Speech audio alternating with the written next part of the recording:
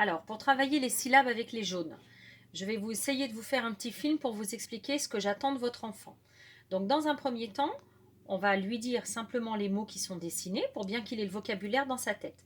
Par exemple, si je prends le premier, c'est le mot dragon. Donc, bien sûr que nous, en tant qu'adultes, on décortique les syllabes et on articule le plus correctement possible. On va demander à l'enfant, dans un premier temps, de compter sur ses doigts. À chaque syllabe, il doit lever un doigt. Et ça va faire dra, je lève le pouce. Gon, je lève le deuxième doigt. On a donc deux syllabes. J'ai préparé ici des petits jetons en carton avec les moyens du bord. Je vais donc lui demander de poser les jetons. Dra, gon. On a donc les deux syllabes. Maintenant, je vais demander à l'enfant de me dire ce qu'il entend dans l'une des deux syllabes, en la retournant. Ça peut faire quelque chose comme ça.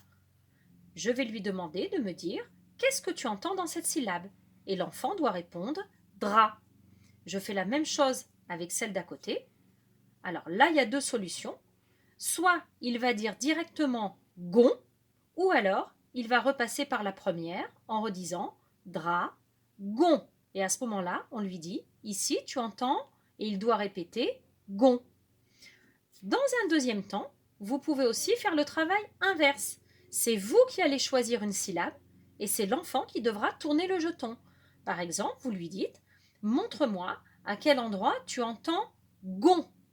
Et votre enfant doit normalement, alors il peut recommencer du début ou alors le faire directement. Ça, c'est réussi. En cas d'erreur, ce qui est important, c'est de refaire tout de suite la manipulation avec la bonne réponse et de le refaire faire à votre enfant. Tout ça, tout simplement, pour éviter que dans sa mémoire, il enregistre des erreurs. Alors, bon courage pour les mots suivants. À très bientôt.